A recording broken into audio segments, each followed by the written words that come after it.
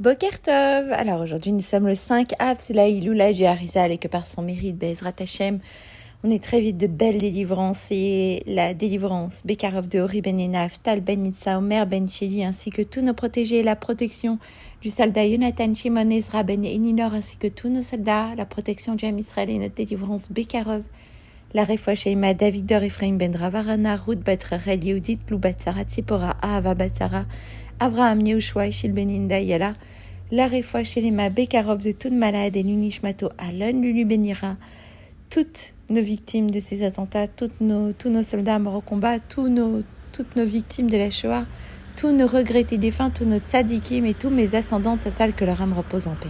Alors, comment allez-vous ? Aujourd'hui, je vais vous raconter une histoire particulièrement palpitante. Mais avant de commencer, je voudrais vous poser une question. D'après vous, qui est le plus important, l'homme ou l'animal ? Exactement, c'est l'homme qui est plus important. S'il en est ainsi, dites-moi, à présent, qui doit avoir peur de qui ? Est-ce que c'est l'animal qui doit craindre l'homme ou l'homme qui doit craindre l'animal ? Mais une minute, si comme nous l'avons dit, l'homme est plus important que l'animal, c'est l'animal qui doit craindre l'homme et le respecter, non ? Alors pourquoi voit-on des hommes qui ont peur des animaux ?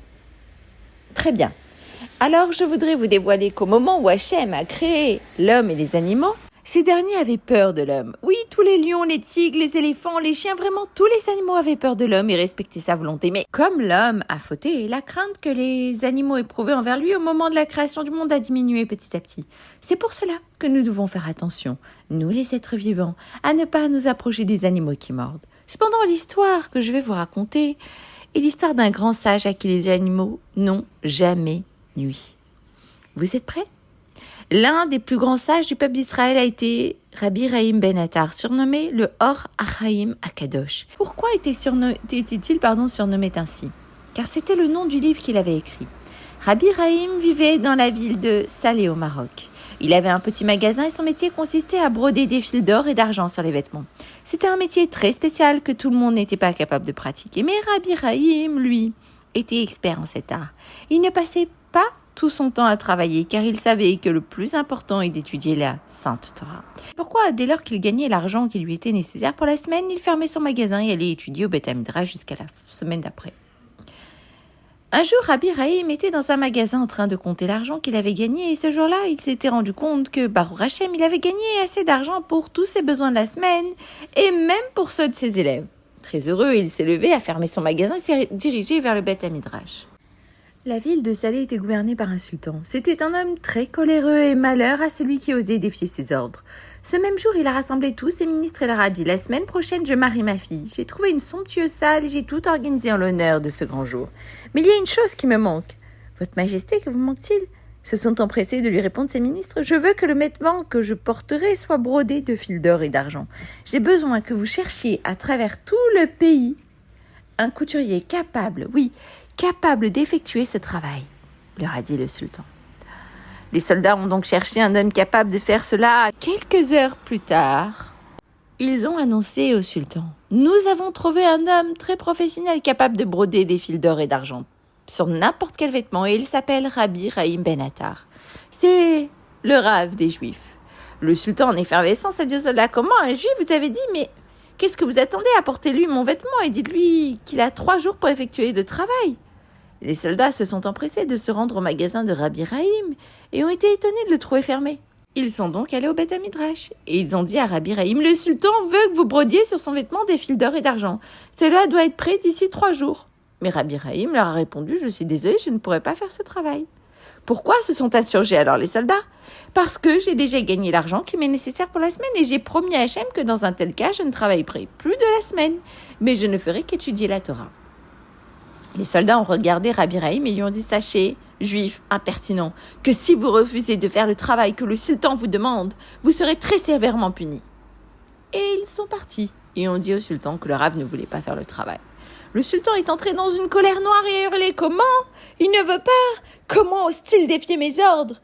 Allez tout de suite affamer mes lions.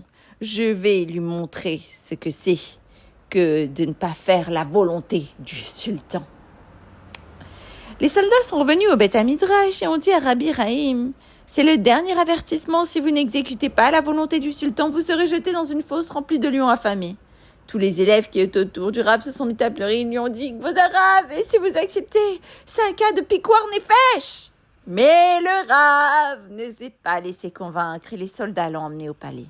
En le voyant, le sultan lui a dit « Comment osez-vous défier l'ordre du roi? Ne comprenez-vous pas que j'ai le pouvoir de décréter votre arrêt de mort ?» Rabbi Rahim l'a regardé et lui a dit « La vie m'a été offerte par le maître du monde et non par un être de chair et de sang. » Le sultan hors de lui a ordonné « Jetez-le dans la fosse aux lions !» Les rugissements des lions étaient si effrayants qu'ils faisaient frémir tout le monde, sauf Rabbi Rahim. Ce dernier savait que c'est Hachem qui dirige le monde et qu'un juste n'a rien à craindre. Quand on l'a jeté dans la fosse, les lions ont soudain bondi. Mais en voyant Rabbi Rahim, ils se sont figés. Puis ils se sont mis à remuer la queue comme des petits chats et sont venus s'asseoir à côté de Rabbi Rahim, qui a profité de ce moment pour étudier la Torah. Quelques minutes plus tard, un soldat est venu voir ce qui était advenu du Rav et qu'est-ce qu'il a vu? Tous les lions assis gentiment autour du Rav comme s'ils étaient dans une classe. Il croyait presque voir un lion lever la patte pour poser la question. Le soldat ne pouvait en croire ses yeux. Il a immédiatement appelé le sultan. En voyant cette scène, ce dernier a cru s'évanouir. Il a tout de suite ordonné à ses soldats de faire sortir Rabbi Rahim de sa fosse et lui a dit « Je vous demande pardon. J'ai pu constater de mes propres yeux que vous êtes un homme saint et je suis désolé de m'être comporté envers vous de cette manière. » Le Rav a quitté le palais et est retourné au Beth Midrash. Tous ses élèves ont pleuré en le voyant tant ils étaient émus et ils ont entonné tous ensemble des chants de louange pour Hachem. Voilà pour aujourd'hui. Si vous voulez que Rabbi Rahim Ben Attar prie pour vous depuis les cieux, alors lisez son livre. Ou sinon, demandez à ce qu'on vous apporte un chumash où figurent les explications du Or HaRaim et lisez-en quelques-unes. Bonne journée à tous et à toutes et que Shabbos, qu'Hachem vous comble de brachot et que vous ne soyez que dans les smarot.